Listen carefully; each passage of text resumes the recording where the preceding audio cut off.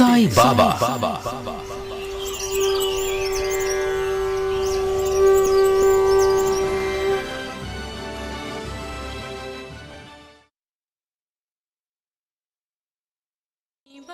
बोलो, साईं बाबा बोलो, साईं बाबा बोलो, साईं राम बोलो, साईं राम बोलो, अल्लाह साईं बोलो, मौला साईं बोलो, नानक साईं बोलो, गोविंद साईं बोलो।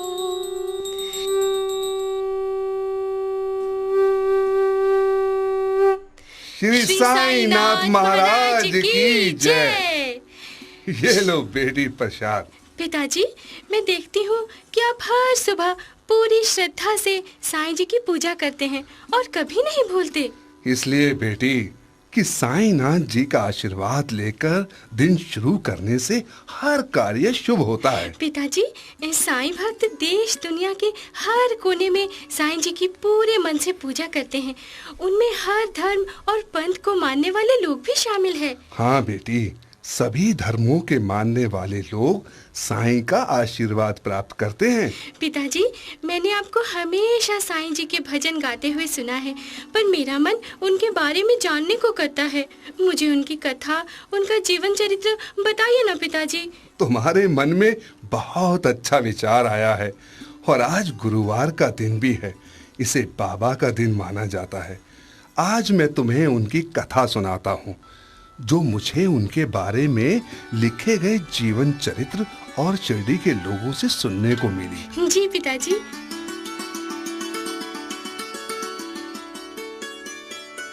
ओम साई नमो नमः, शिरडी साई नमो नमः, जय जय साई नमो नमः, सद्गुरु साई नमो नमः। ओम साई नमो नमः, शिरडी साई नमो नमः, जय जय साई नमो नमः, सद्गुरु साई नमो नमः। ओम साई नमो नमः। साईं बाबा का धाम शिरडी है। ये स्थान महाराष्ट्र में कोपरगांव के पास है। यहाँ पहुंचने के लिए रेलवे का मनमाड़ जंक्शन पास पड़ता है। मनमाड़ जहाँ सिखों का प्रसिद्ध गुरुद्वारा भी है। मनमाड़ स्टेशन से उतरकर बस और टैक्सी द्वारा शिरडी पहुंचा जा सकता है। कुछ रेलगाड़ियां कोपरगांव भी रुकती हैं, जहां से शिरडी बिल्कुल पास पड़ता है। बस उस शिरडी गांव को बाबा ने अपना स्थान बनाया और अपनी लीला दिखाई और यही महासमाधि भी ली। यही बाड़ी में अब उनका मंदिर है, जहां उनकी समाधि है, और पास ही है द्वारका माई, साईं बाबा का ठिकाना। थोड़ा ध्यान लगाओ, थोड़ा ध्यान लगाओ, बाबा दौड़े दौड़े आएंगे। अखियां मन की खोल, अखियां मन की खोल, तुझको दर्शन वो कराएंगे, तुझे गले से लगाएंगे। थोड़ा ध्यान लगाओ। ये वो स्थान है जहां दुनिया भर से श्रद्धालु बाबा के दर्शन और आशीर्वाद पाने आते हैं। पर स्वयं बाबा इस स्थान पर कब आए, कहां से आए, निश्चित रूप से कोई नहीं जानता। उनके जन्म के बारे में और आरंभ के बाल काल के बारे में तो स्वयं बाबा ही जानते थे। लोगों का ऐसा कहना है कि बाबा 10-12 वर्ष की उम्र में एक बारात के साथ यहाँ आए थे और बारात के जाने के बाद यहीं शिरडी में रुक गए। यहाँ वो काफी बरस रहे और इन वर्षों में काफी लोग उन्हें मानने भी लगे। वो यहाँ के लोगों से बातचीत करते, बच्चों के साथ खेलते, पर अपने जन्म के बारे में ना उन्होंने किसी को कुछ बताया और ना ही कोई जान पाया। यहाँ के कृष्णा मंदिर के पुजारी मालसापति और बैजाबाई का उनके प्रति काफी स्नेह था। बैजाबाई उन्हें बड़े प्यार से खाना खिलाती थी।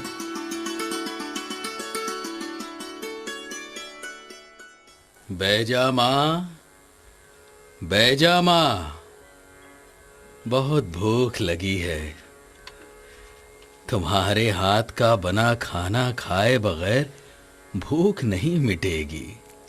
आओ, आज कुछ ज्यादा नहीं बना बस ये चावल और दाल ही है। माँ तो भगवान का रूप होती है, उसके हाथों से जो मिले अमृत होता है। खाने से तो सिर्फ पेट भरता है, माँ के प्यार से आत्मा की तृप्ति होती है। लाओ जरा ये अमृत मुझे भी चखने दो। बाबा, जब से तुम शिरडी आए हो, अपने खंडवा के श्री कृष्ण की पूजा करने में और भी आनंद आने लगा है। प्रेम और संतोष की धारा बहने लगी है बाबा। जय श्री कृष्ण। बस ऐसा ही वातावरण बना रहे। कहीं कहीं तुम हमें छोड़कर चले तो नहीं जाओगे ना? अरे अपनी माई को छोड़कर भी कोई जाता है? आगे अल्लाह मालिक है। बाबा, शिरडी गांव में सभी आपका आदर करते हैं, पर वो पंडित कुलकर्णी पता नहीं क्यों आपके बारे में उल्टा सीधा बोलता रहता है। बहुत बुरा लगता है बाबा। ना समझ पर गुस्सा नहीं करते, तरस खाते हैं। हर घटना प्रभु की लीला है। वाह, सचमुच तेरे हाथ का बना खाना अमृत है माँ।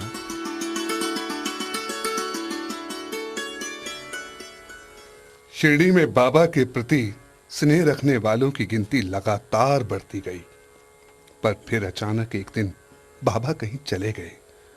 मालसा पति और बैजाबाई काफी दुखी हुए। हालांकि वो जानते थे कि फकीरों का कोई ठिकाना तो होता नहीं, जब जहां उनका मन होता है वहीं रमते हैं, पर बाबा के प्रति स्नेह और मोह ने उन्हें दुखी किया हुआ था। जय श्री कृष्णा। सच बैजा, जब से वो फकीर इस गांव से गया है, अपने खंडवा की पूजा करने में वैसा आनंद नहीं आता, मन नहीं लगता। मैं भी तो हर रोज खाना बनाकर उसकी प्रतीक्षा करती हूँ, पर वो दिखाई नहीं देता। पता नहीं वो कब आएगा और मुझसे खाना मांगेगा। समझ में नहीं आता कि वो यहाँ से गया क्यों। भूल गई बैजा, वो फकीर क्या कहता था? हर घटना प्रभु की लीला है। सच कहते हो मालसा, पर मेरा मन नहीं मानता। पता नहीं वो महात्मा इस समय कहाँ होगा। मेरी तो इच्छा हमेशा यही रहती है कि वो जल्द ही शिरडी वापस लौट आए।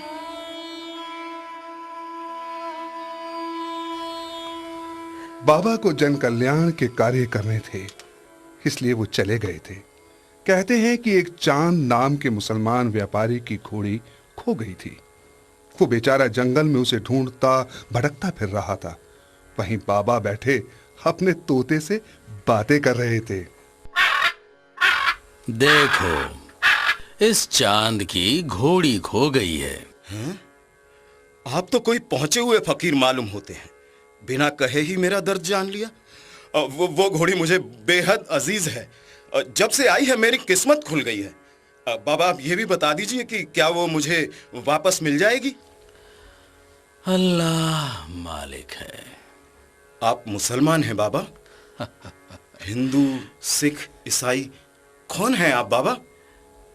ईश्वर तो हर रूप में मौजूद है, सबका मालिक एक। जय श्री कृष्णा। वो माफ कीजिए, मैं भूल गया था। मेहरबानी करके बताइए, मेरी घोड़ी तो मिल जाएगी? श्रद्धा रख, सब्र से काम ले, काम हमेशा फतेह होगा। तुम्हारी घोड़ी का नाम बिजली है ना? बिजली!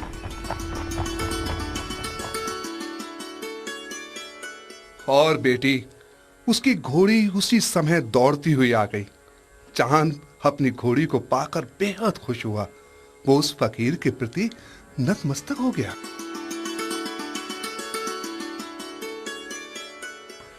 बाबा, आप हमारे साथ चलें और खिदमत का मौका दें। नहीं भाई, मुझे तो शिरडी जाना है। ये तो और भी अच्छी बात है बाबा।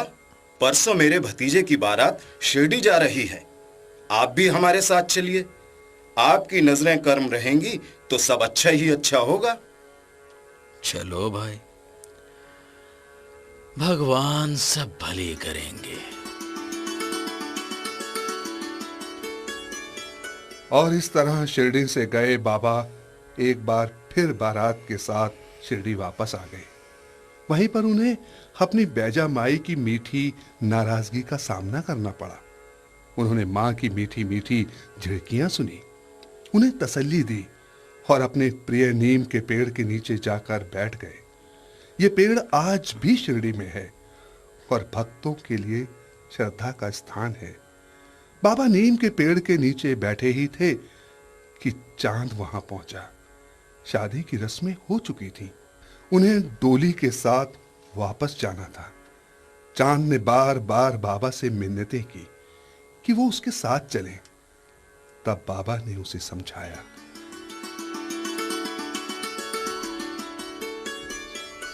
ले ही जाना है तो मुझे अपने मन में लेकर जाओ। जो एक बार मेरा हो गया, मैं जन जन के लिए उसका हूं। लो, ये मेरा तोता अपने पास रख लो। बाबा, ये आपकी याद के तौर पर हमेशा मेरे साथ रहेगा। मैं इसे अपनी जान से भी ज्यादा संभाल कर रखूंगा। अल्लाह मालिक है। पूजा का समय हो गया मालसा। हाँ साईं, आइए। अरे, ये तो मुझे साईं क्यों कहने लगे हो? मैं खुद भी नहीं जानता साईं। सांझ की इस पवित्र बेला में ये नाम अचानक ही मेरे मुंह से निकल गया। और जो नाम अनजाने ही निकल जाए वो शुभ होता है, पवित्र होता है। ये नाम मेरे मुख में मेरे खंडोबा ने ही डाला है, वरना मैं क्या हूं? कहो बाबा, मेरा दिया नाम मंजूर है? अल्लाह मालिक है। कल सुबह नीम के पेड़ पर इसका फैसला हो जाएगा। और अगली सुबह बाबा ने नीम के पेड़ पर आए मालसा से कहा कि पेड़ के पास की जमीन खोदो। अगर इस तपोभूमि, इस गुरुस्थान पर आज भी 4 दिए जलते हुए मिले तो मुझे तुम्हारा दिया हुआ नाम साईं बाबा मंजूर होगा। मालसा और साथियों ने खुदाई शुरू की। सभी के आश्चर्य का ठिकाना न रहा जब वहां 4 दिए जलते हुए मिले। ये दिए सत्य, धर्म, शांति और प्रेम के प्रतीक हैं। अब यहां इनका समय पूरा हुआ। अब इन्हें धोनी के रूप में मेरे कर्म स्थान पर जलना होगा। जी बाबा। और तब से वो धूनी आज भी जल रही है। इस चमत्कारी धूनी ने हमेशा दुखियों को राहत पहुंचाई है। जब सारी कोशिशें नाकाम हो जाती हैं, तब ये धूनी बाबा का आशीर्वाद मरीज तक पहुंचाती है और वो चंगा हो जाता है। ऐसा ही एक मरीज था चंदन। उसके पिता जाने माने काबिल डॉक्टर थे। हर तरह की देखभाल के बाद भी चंदन की तबीयत लगातार बिगड़ती चली गई। सारे टेस्ट करवाए गए तो पता चला कि ब्लड कैंसर है। वो और उसकी पत्नी यशोधरा बुरी तरह हिल गए।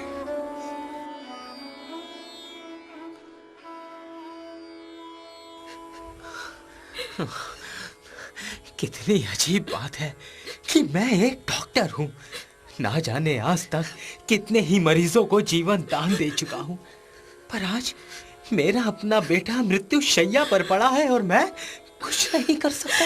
ऐसा मत कहो, मेरे दिल के टुकड़े टुकड़े हो जाते हैं।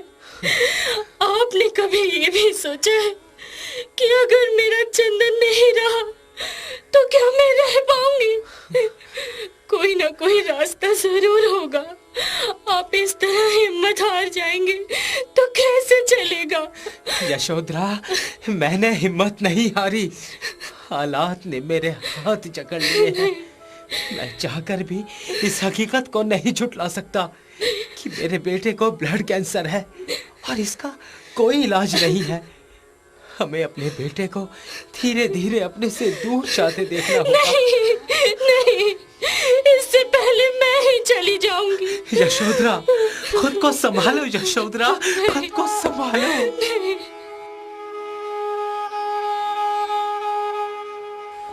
यशोधरा बार बार रोती और बेहोश हो जाती। वो अपने घर के चिराग को इस तरह बुझते हुए नहीं देख सकती थी। बाबा की करनी देखो। यशोधरा की बहन जो शिरडी में रहती थी वो यशोधरा से मिलने आई। उसने दोनों की हालत देखकर कहा कि हमारे शिरडी में एक पहुंचे हुए संत साईं बाबा पधारे हैं, चंदन को उनके चरणों में ले जाओ, ये जरूर अच्छा हो जाएगा। नहीं नहीं, मैं अपने बेटे को उसके आखिरी दिनों में इस तरह भटकाना नहीं चाहता। ये आप क्या कह रहे हैं? ठीक ही तो कह रहा हूँ। मैं इस सच्चाई को स्वीकार कर चुका हूँ, तुम भी स्वीकार कर लो और अपने बेटे को अपने घर में आराम से मरने दो। कभी नहीं, मेरा बेटा मुझे छोड़कर कभी नहीं जा सकता। आप एक डॉक्टर हैं और एक डॉक्टर का फर्ज है कि वो आखिर तक हिम्मत ना हारे और कोशिश करता रहे। इसे भी एक कोशिश समझकर ही कर ले। ठीक है, तुम कहती हो तो चलते हैं, लेकिन ये सिर्फ तुम्हारी जिद है। ब्लड कैंसर का कोई इलाज नहीं है यशोधरा, कोई इलाज नहीं है। ठीक है, आप समझ लीजिए कि आप ये मेरे और अपने बेटे के लिए कर रहे हैं। ठीक है। और वो अपने बेटे को उसी हालत में कार में डालकर शिरडी पहुंच गए। शिरडी पहुंचते ही यशोधरा अपने बेटे चंदन को लेकर बाबा के पास पहुंची। बाबा ने देखा पास के जलते हुए कुंड से 2 चुटकी भभूति, 1 चुटकी चाटने को कहा और 1 चुटकी मलने को। और बाबा का चमत्कार देखो, चंदन ठीक होने लगा और उठकर खड़ा हो गया। डॉक्टर ये देखकर भाव विभोर हो गए और हमेशा के लिए साईं बाबा के भक्तों में शामिल हो गए। इस तरह बाबा के दरबार में हर रोज मेला लगता था। दूर दूर से उनके भक्त आते, रोते हुए आते और हंसते हुए जाते और बाबा के प्रति अपनी भक्ति का गान करते। ऐसे ही एक दिन दरबार लगा था, तभी एक छिपकली बाबा की गोद में आ गिरी। बाबा ने छिपकली को उठाया और एक कोने में रख दिया। ये देखकर बैजा माई का बेटा तात्या बेहद चकित हुआ। बाबा ने उसे समझाया, हैरान मत हो तात्या, इस छिपकली की भी बड़ी विचित्र कहानी है। ये 2 बहनें थीं। जिस मकान में ये रहती थी वो मेरे भक्तों का मकान था। एक दिन भक्तों के घर एक रिश्तेदार आया। भक्तों ने उसे घी का टिन दिया। रिश्तेदार टिन वहीं रखकर कुछ देर के लिए बाहर चला गया। एक छिपकली उसमें गिर गई। वो रिश्तेदार उस टिन को लेकर औरंगाबाद की ओर चल दिया। ये छिपकली अपनी बहन के विछोह को सह नहीं पाई और भक्तों के कपड़ों में छिपते छिपाते यहां चली आई। लो, इसकी बहन भी आ गई। एक घुड़सवार बाबा के दरबार के बाहर से गुजर रहा था। वहां पहुंचते ही उसका घोड़ा रुक गया और आगे जाने को नहीं हुआ। घुड़सवार ने सोचा शायद घोड़ा थक गया है, मैं भी थोड़ा आराम कर लेता हूं। ये वही घुड़सवार था जो घी का टीन लेकर औरंगाबाद जा रहा था। जैसे ही उसने बैठने के लिए चादर बिछाई, उसमें से छिपकली निकली और चलते हुए साईं के दरबार में पहुंची और बाबा की गोद में गिर पड़ी।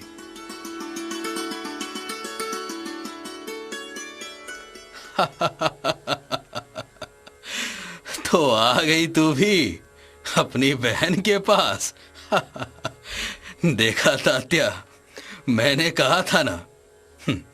चल आजा अपनी बहन के पास बैठ जा यहां। हर घटना प्रभु की लीला है तात्या, वो न जाने कब किसको कहां ले जाए।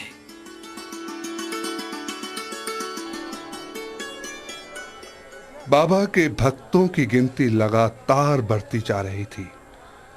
द्वारका माई मस्जिद उनका ठिकाना बन गई थी, जहां दूर दूर से श्रद्धालु आते। पर द्वारका माई मस्जिद उनका ठिकाना कैसे बनी, इसकी भी एक कहानी है। बाबा अजान के समय नमाज पढ़ते और शिवलिंग की पूजा भी करते। लोग जानना चाहते थे कि बाबा हिंदू हैं या मुसलमान। इस पर बाबा हंसकर जवाब देते।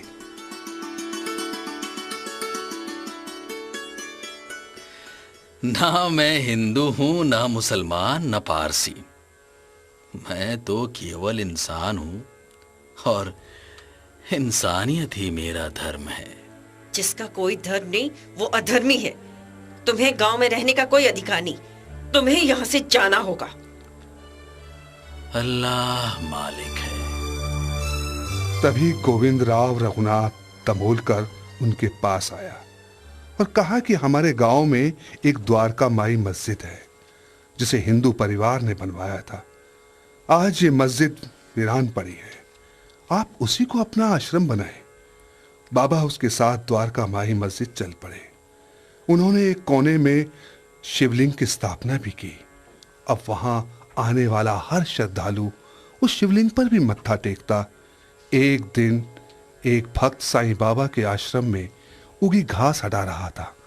तभी एक नाग ने उसे काट लिया। शोर मच गया। बाबा ने देखा कि नाग एक बिल में घुस गया है।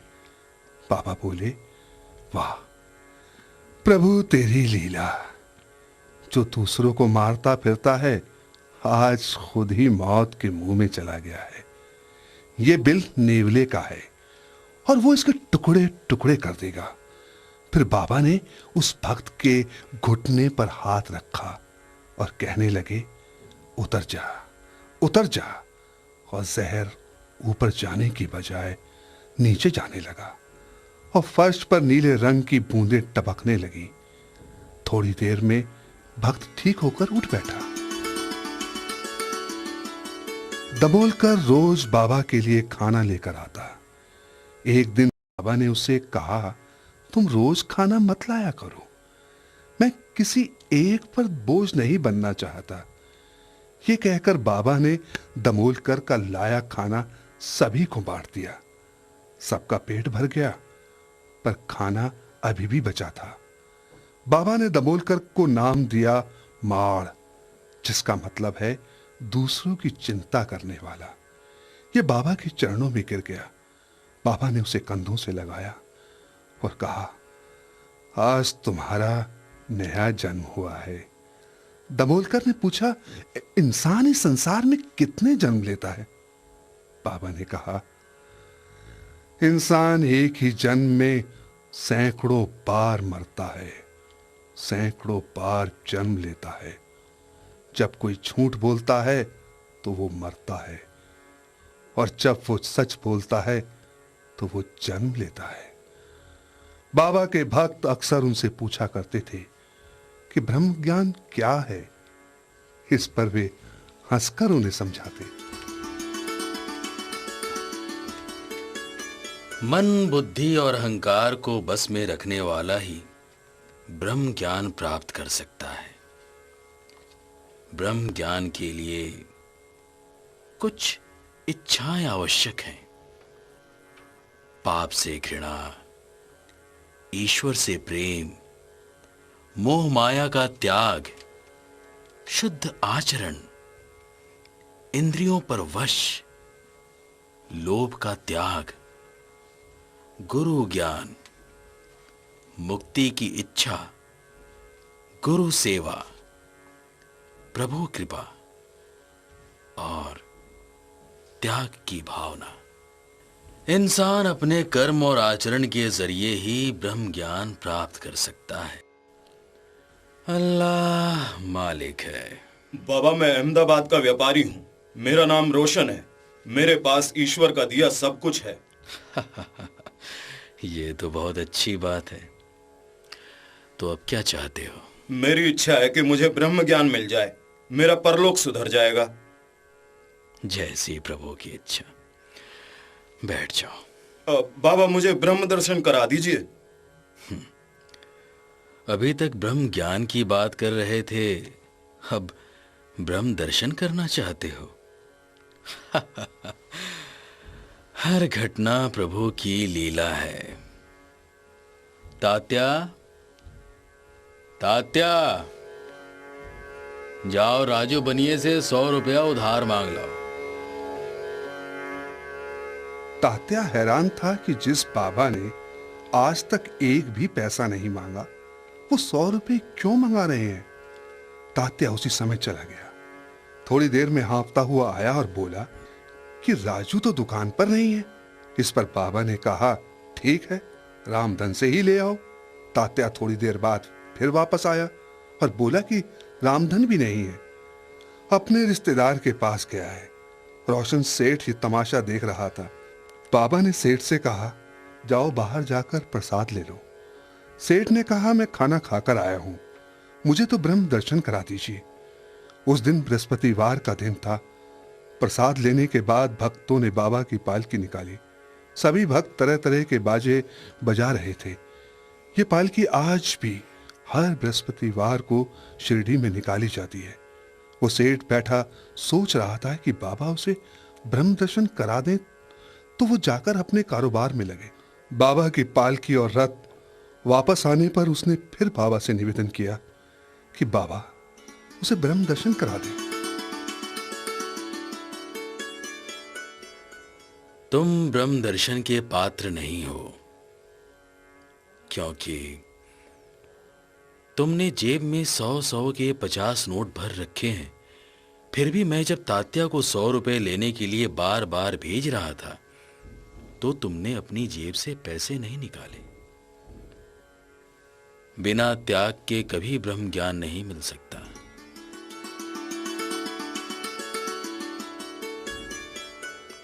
रोशन सेठ को समझ आ गया। बाबा ने जो ज्ञान उसे दिया उससे उसकी आंखें खुल गईं। वो हमेशा के लिए बाबा का भक्त बन गया। बाबा के भक्तों में हिंदू और मुसलमान दोनों ही बराबर की तादाद में थे। एक गरीब मुसलमान नूर मोहम्मद भी उनका भक्त था। वो बाबा के दरबार में रोज हाजिरी देता था। एक दिन उसने बाबा से कहा कि मेरी मौत करीब आ रही है, मैं अपना मुसलमान होने का फर्ज अदा करना चाहता हूँ और हज पर जाना चाहता हूँ, पर मेरे पास इतने पैसे नहीं हैं। बताइए मेरी मुक्ति कैसे होगी। बाबा ने उसके सर पर हाथ रखा तो उसने देखा कि वो मक्का के दर्शन कर रहा है। नूर मोहम्मद गदगद हो गया और बाबा की जय जयकार करने लगा। उसका परिवार बाबा का पक्का भक्त हो गया। इसी तरह उनका एक और भक्त था, अजय बलपोरे। उसकी किराने की दुकान थी। वो गंगा धाम की यात्रा पर जाना चाहता था। बाबा ने उसे कहा, चिंता मत करो, तुम्हारी इच्छा पूरी होगी। जैसे ही वो दुकान पर पहुंचा, ग्राहकों की भीड़ ने उसे घेर लिया। उसकी बिक्री अच्छी होने लगी। वो अपने पूरे परिवार के साथ गंगा धाम गया और जल्दी ही वापस आ गया। पर पैसे कमाने में वो इस कदर व्यस्त हुआ कि बाबा के दर्शनों के लिए आना बंद कर दिया। एक दिन बाबा स्वयं उसकी खबर लेने दुकान पर गए। उसे 2-3 आवाजें दी पर उसने अनसुना कर दिया। बाबा लौट आए। अजय दुकान बढ़ाकर घर की ओर चला।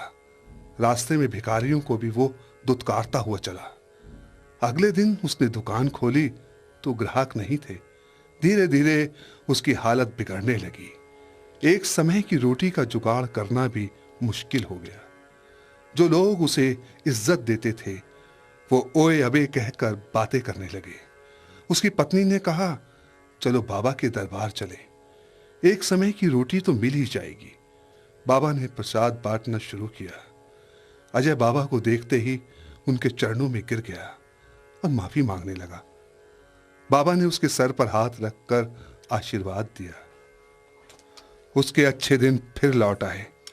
उसने कसम खाई कि वो कभी अहंकार नहीं करेगा और दीन दुखियों की मदद से मुंह नहीं मोड़ेगा। माँ, माँ, हाँ। माँ, आज दीपावली है, पर गांव के बनियों ने आज ही के दिन ऐसी घटिया शरारत सोची है कि क्या बताऊं। अरे क्या हुआ बेटा तात्या? सबने आपस में एका कर लिया है कि इस बार बाबा दियों के लिए तेल मांगने आएंगे तो उन्हें तेल नहीं देंगे। ऐसा उन्होंने जानबूझकर किया है ताकि वक्त आने पर वो साबित कर सके कि साईं बाबा मुसलमान हैं। इसी कारण दिवाली नहीं मनाते। अब क्या होगा माँ? तू फिक्र क्यों करता है? साईं की महिमा साईं जाने। हाँ, अच्छा माँ, मैं बाबा के पास जाता हूँ, ठीक है? अच्छा। आओ तात्या, आज तो दीपावली का दिन है, फिर आज उदास क्यों हो? बाबा, मुझे पता चला है कि सभी दुकानदारों ने आपको दियों के लिए तेल देने से मना कर दिया है। जैसी उनकी इच्छा। तू ऐसा कर, हाँ जी बाबा। पास के गांव चला जा और वहां के दुकानदारों से तेल मांग ला। अच्छा बाबा, मैं फौरन जाता हूँ।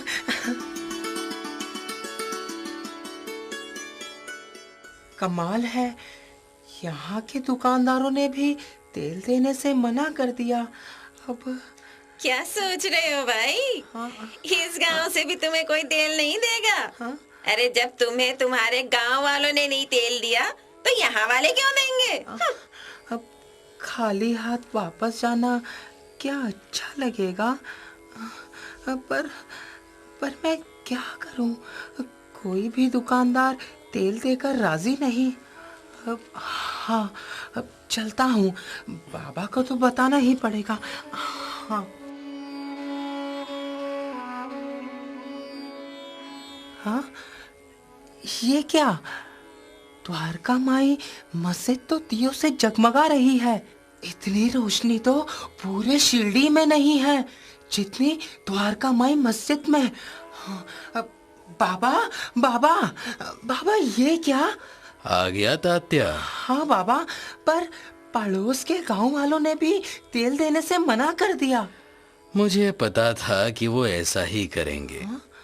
फिर भी मैंने तुझे भेजा ताकि कहीं कोई कल को ये न कह सके कि हमारे पास आ जाते। अब वो तो ठीक है बाबा, पर जब किसी ने तेल नहीं दिया तो फिर ये दियों की रोशनी कैसे बाबा?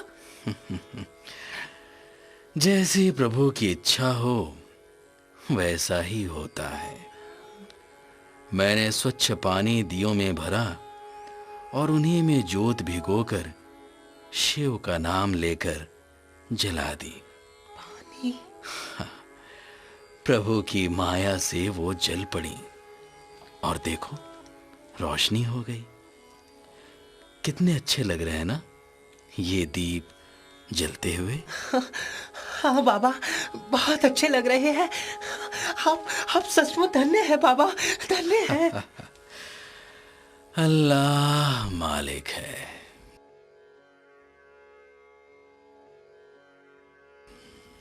ऐसे थे साईं बाबा, सब धर्मों की ज्योति अपने अंदर समोए, सबको आशीर्वाद देने वाले, सबका कल्याण करने वाले। लोक कल्याण की ऐसी ही एक घटना और भी है। शिरडी में एक बार हैजा फैल गया। मेरा बेटा, हाय मेरा बेटा, मेरी तो कोख ही उजड़ गई। कोई मेरा बच्चा लौटा दो, मेरा बच्चा। गांव के लोग हैजे की मार से टूट रहे थे। कई घरों के चिराग बुझ चुके थे पर ऐसे में भी बाबा के प्रति द्वेष रखने वाले गांव के पंडित, पुरोहित और वैद्य विश्वनाथ पंत इसका पूरा फायदा उठा रहे थे और दवाई के दाम बढ़ा चढ़ाकर वसूल कर रहे थे। ये क्या वैद्य जी, इतनी सी दवाई के इतने पैसे? अरे तो ये दवाई है, कोई भभूत नहीं कि लकड़ी जलाई और मुफ्त में तैयार। हैं, इसमें कई तरह की जड़ी बूटियां डलती हैं जो बड़ी मुश्किल से मिलती हैं। पता नहीं कहां कहां जाकर लानी पड़ती हैं। दाम लगते हैं उसमें, दाम। हाँ, तुझे नहीं चाहिए तो रहने दे। जहां इतने मर गए वहां एक तेरा पति ही मर जाएगा, तो क्या हो जाएगा? है? नहीं नहीं, ऐसा मत कहिए। उन्हें तो हर हाल में बचाना मेरा फर्ज है। आप जितना कहेंगे मैं उतने ही दाम दूंगी। वैद्य की मनमानी कीमत चुकाकर गांव के लोग दवाई ले रहे थे, पर हैजे का प्रकोप बढ़ता ही जा रहा था। वैद्य विश्वनाथ पंत ने इसका फायदा उठाया और गांव वालों को बाबा के खिलाफ भड़काना शुरू किया। वैद्य जी, मेरे पति और बच्चे दोनों की हालत बिगड़ गई है। आपकी महंगी दवाई खरीदने में घर का सारा सामान तक बिक गया है, फिर भी कोई फायदा नहीं हुआ और होगा भी नहीं। जब तक वो टोना करने वाला साईं इस गांव में है, कोई ठीक नहीं हो सकता। आज हैजा हुआ है, कल और देखना क्या क्या होगा। क्या कहते हो वैद्य जी? ठीक कहता हूँ। अगर गांव को बचाना है तो साईं को गांव से निकाल दो। जब वो इस गांव में आया था, मुझे तो तभी शक हुआ था कि अब जरूर गांव में कोई ना कोई महामारी आएगी, और देख लो, मेरा शक ठीक ही निकला। हाँ, अभी भी कुछ नहीं बिगड़ा। गांव को बचाना है तो उसे फौरन निकाल दो। नहीं नहीं, हम बाबा को नहीं निकालेंगे। तुम्हारा क्या भरोसा? तुम दवाई के दाम और बढ़ा दोगे। जब तक तुम्हारी दवाई फायदा नहीं करेगी, हम साईं को नहीं निकालेंगे। दवाई में कुछ होता तो फायदा करती। वो तो वैद्य की नीयत की तरह ही खराब और बुरा करने वाली थी। उन्होंने रोगियों को विभूति चटाने की सलाह दी। बाबा की विभूति का ऐसा चमत्कार था, जिसको भी ये चटाई जाती वो तुरंत उठकर बैठ जाता। वैद्य की दवाई जिसको दी जाती, उसकी हालत और भी बिगड़ जाती। सुनो जी, क्यों ना हम भी अपने बेटे को बाबा के पास ले चलें? उनकी विभूति से ये भी अच्छा हो जाएगा। हाँ? अरे, जब वैद्य की दवाई से अच्छा नहीं हुआ तो फिर उस भभूति से क्या अच्छा हो जाएगा? मैं ये सब नहीं मानता। जो सामने प्रत्यक्ष नजर आ रहा है उसे नहीं मानते, और अपने दिमाग में जो बात बिठाई हुई है, जिसका कोई आधार नहीं है, उसे मान रहे हो। मैं तो अपने बेटे को बाबा के पास लेके जा रही हूँ। जो भी बाबा की शरण में आता ठीक हो जाता है। जब पुरोहित को पता चला कि वो अपनी योजना में नाकाम हो रहा है, तो वो साईं बाबा के बारे में और भी उल्टा सीधा कहने लगा। पर अब गांव वालों को उसकी असलियत समझ आ गई थी। वो उसकी बातों को सुनकर अनसुना कर देते। साईं, गांव में हैजे के मरीजों की संख्या लगातार बढ़ती जा रही है और विभूति कम होती नजर आ रही है। फिक्र ना करो माई, कल बृहस्पतिवार है। मैं कल इसका उपाय कर दूंगा कि गांव में हैजा आ ही ना सके। और बस सुबह उठकर ही बाबा चक्की में गेहूं पीसने बैठ गए। भक्त आए और उनसे पूछा, ये आप क्या कर रहे हैं? आप हमें दीजिए, हम पीस देते हैं। पर बाबा ने मना कर दिया। काफी देर तक बाबा गेहूं पीसते रहे। दोपहर को जब प्रसाद बंटने लगा तो बाबा ने सबको पिसे हुए आटे की पुड़िया देते हुए कहा, इसे अपने घर के चारों ओर छिड़क देना। इससे घर में हैजा नहीं आएगा, और जो बीमार हैं उन्हें विभूति चटाते रहना। बाबा का चमत्कार, लोगों के ऐसा करते ही गांव से हैजे का नामो निशान तक मिट गया। अब तो रोजाना सुबह बाबा की द्वारका माई मस्जिद के बाहर भीड़ लग जाती। बाबा सभी को प्यार से लाइन में बिठाते, अपना आशीर्वाद देते उन्हें विभूति और आटा देते। इस तरह जो भी बीमारी आने वाले को होती वो दूर हो जाती। बाबा के पास दूर दूर से लोग आने लगे। उनके पास आने वाले सेवकों में एक धांधु भी था जो बाबा के आश्रम में सेवा करता। एक दिन उसने बाबा से कहा,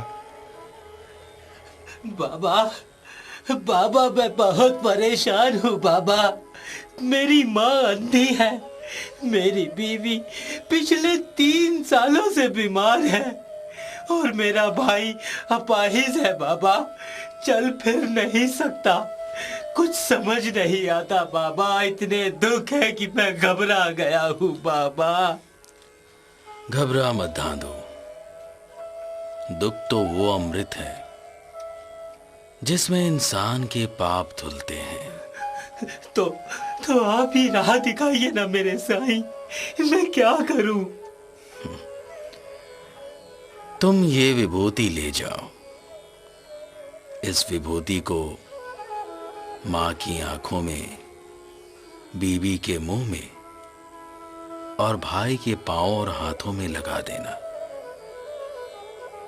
आगे अल्लाह मालिक है। धांधु ने विभूति ली, श्रद्धापूर्वक सर झुकाया और घर आ गया। आते ही सबसे पहले उसने विभूति अपनी बीवी के मुंह में डाली। मां की आंखें खोलकर उसमें सुरमे की तरह लगा दी और भाई के हाथों और पैरों में मलने लगा।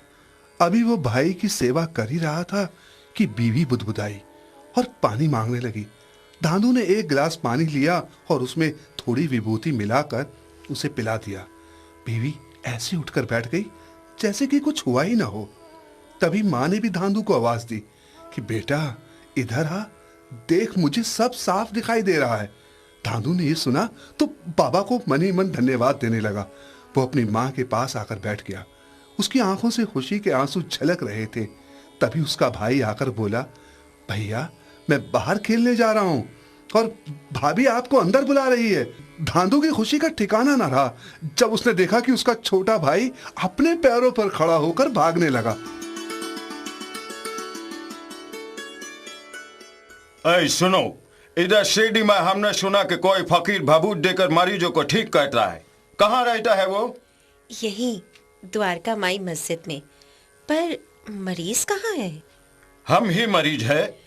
वहाँ सामने उनका दरबार लगा है, वहीं चले जाओ, तुम्हारा कल्याण होगा। ठीक है। रॉबर्ट बाबा के दरबार आ गया। बाबा के दरबार आकर उसे सुकून भरी शांति मिली। वो काफी देर बाबा की शरण में बैठा, पर बाबा ने कोई ध्यान नहीं दिया। बाबा दरबार में बैठे भक्तों को इशारा कर बुलाते रहे और उन्हें भभूत देते रहे। रॉबर्ट ये देखकर खींचने लगा। उसने बाबा को कई बार बुलाया, पर बाबा दूसरे मरीजों को देखते रहे। इस पर रॉबर्ट को बहुत गुस्सा आया और वो बुदबुदाता हुआ चला गया। उसके मन में अशांति, घृणा और क्रोध की भावना थी, जिसके कारण वो कार ठीक से नहीं चला सका। उसकी कार एक पेड़ से टकरा गई और उसे कुछ चोटें भी आई। रात को जब वो सोया तो साईं बाबा को सर के पास खड़ा पाया। बाबा ने उसे फिर से दरबार में आने को कहा। सुबह होते ही रॉबर्ट कार में बैठा और बाबा के दरबार में पहुंच गया। साईं बाबा की जय! साईं बाबा की जय! साईं बाबा की जय! मैं फिर आ गया बाबा। आपने ऑर्डर किया और मैं चला आया। मैं जानता हूं रॉबर्ट कि कल तुम्हारे मन में बहुत गुस्सा था। कल जब तुम यहां आए तो मुझे तुम्हारे सर पर मौत साफ नजर आ रही थी, इसलिए मैंने तुम्हें यहां रोके रखा। अगर मैं तुम्हें तुरंत भेज देता तो तुम्हारी मृत्यु निश्चित थी, पर तुम खींचकर घृणावश उठकर चले गए। इसी का नतीजा है कि तुम्हें कुछ चोटें लगी। बाबा, हमको अपनी शरण में ले लो बाबा।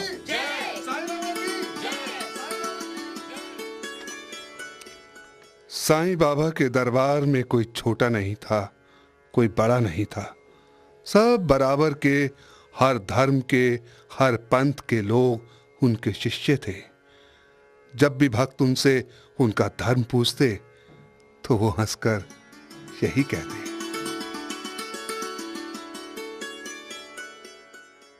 मैं तो इंसान हूं।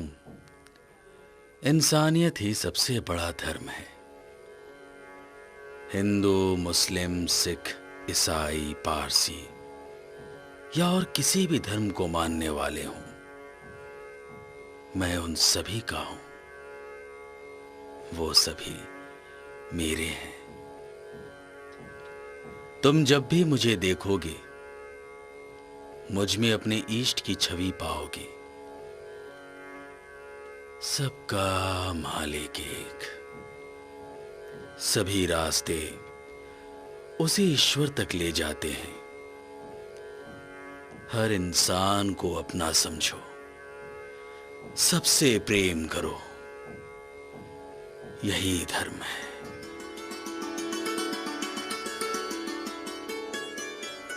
जब से शिरडी में साईं के कदम पड़े थे, वहां के लोगों का स्वास्थ्य अच्छा रहने लगा था।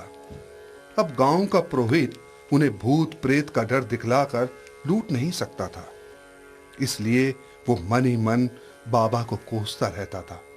पर गांव वाले खुश थे कि बाबा के आशीर्वाद से उनके गांव में शांति और खुशहाली आ गई है। एक दिन धूनी चल रही थी। भक्त पास ही बैठे थे। अचानक बाबा ने अपना हाथ धूनी में डाल दिया। ये क्या बाबा, ये क्या कर रहे हो? बाबा, ये ऐसा क्यों किया मेरे साईं? बाबा, आपका पूरा हाथ जलने को है। आपने ये हाथ धूनी में क्यों डाल रखा है बाबा? तात्या, तुम तो जानते हो गांव के बाहर लक्ष्मी रहती है। हाँ बाबा, वही ना जिसका पति देख नहीं सकता। हाँ वही। उसका पति पलंग से गिर गया है। वो उसकी आवाज सुनकर उसके पास चली गई है और अपने बच्चे को जलते चूल्हे के पास लिटा गई है। बाबा! बच्चा लुढ़क कर चूल्हे में चला गया है। मैं बच्चे का कष्ट अपने ऊपर लेकर उसे बचा रहा हूं।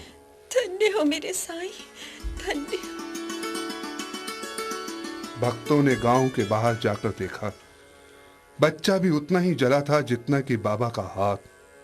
कहते हैं कि बाबा के हाथ पर जलने के निशान काफी समय तक रहे और भक्त उसे देखते भी रहे। बाबा की एक भक्तिन धनी कुष्ठ रोग से पीड़ित थी। वो हर रोज बाबा के लिए धूनी तैयार करती। रात को वो बाबा के पांव दबाती। उनके लिए जो खाना आता उसे थाली में सजाकर बड़े ही स्नेह से उन्हें देती।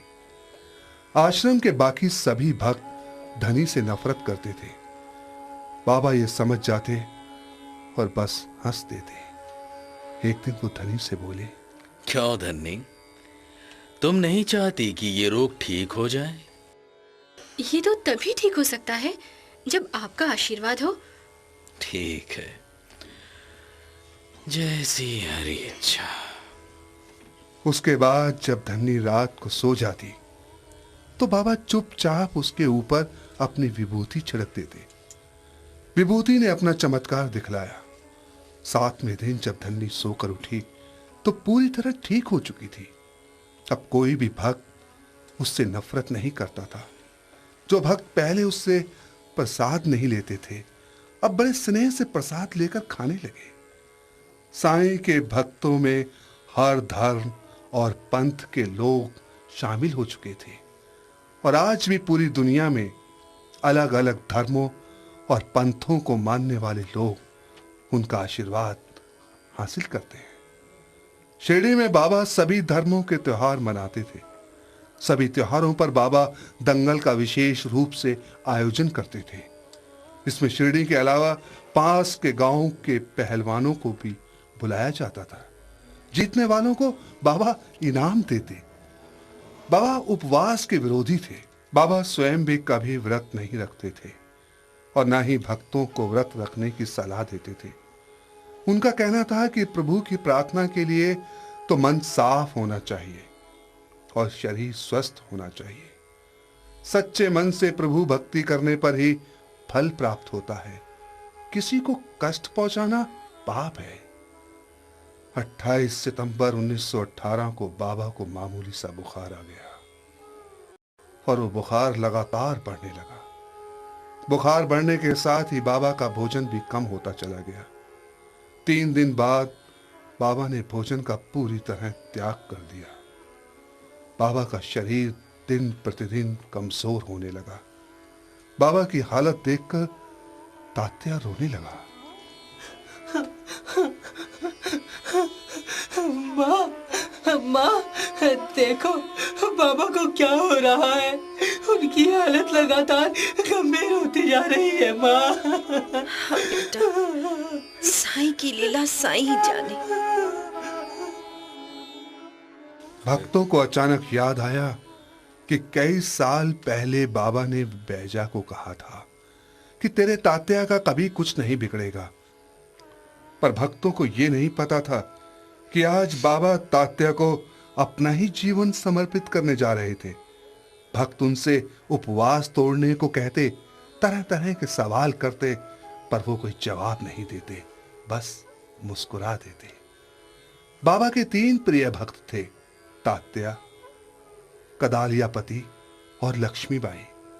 रात्रि के समय बाबा के सामने मस्जिद में बस यही तीनों जा सकते थे। बाबा को भोजन छोड़े काफी दिन हो गए थे।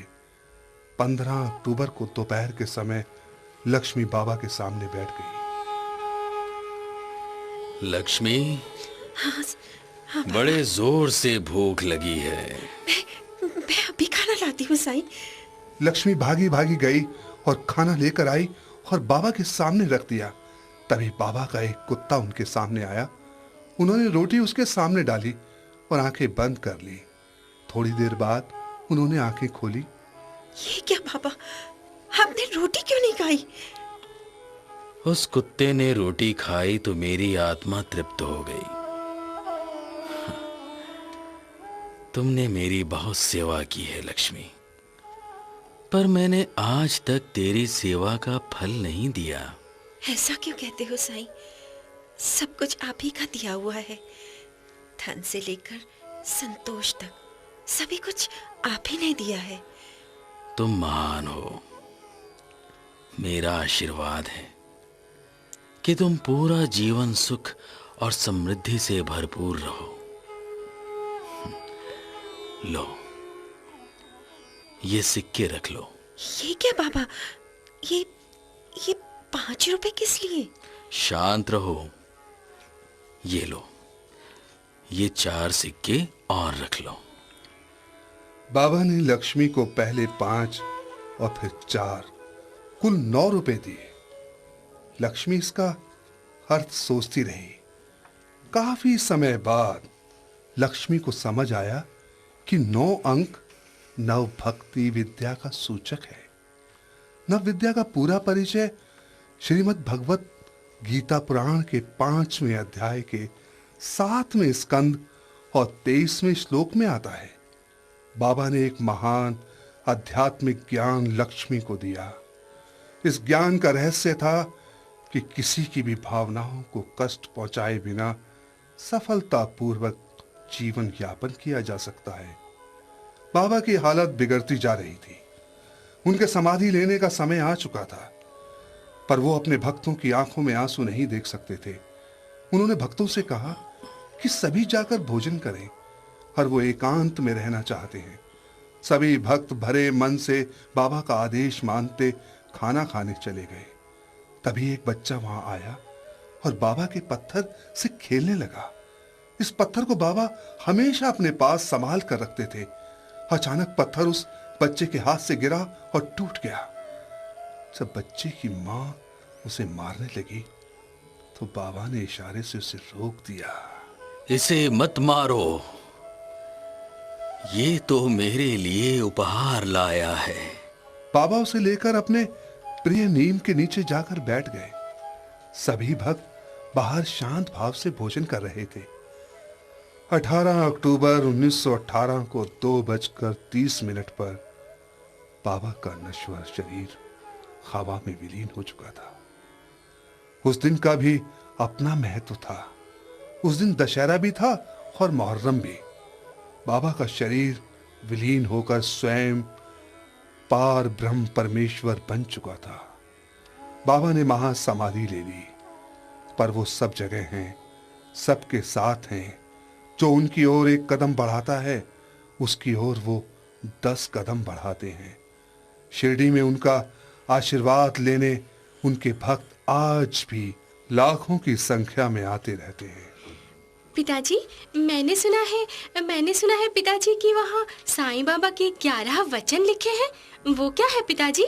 हाँ बेटी, साईं के वो 11 वचन भक्तों को राह दिखाते हैं, उन्हें संतोष प्रदान करते हैं। वो 11 वचन इस तरह से हैं। शिरडी की पावन भूमि पर पांव रखेगा जो भी कोई, तत्क्षण उसके मिट जाएंगे सभी अपाय, हो जो भी कोई। समाधि की सीढ़ी चढ़ेगा जो मेरी, मिटे दुख दरिद्र और चिंताएं सारी। गया छोड़ इस देह को किंतु फिर भी दौड़ूंगा निज भक्त के हेतु फिर भी।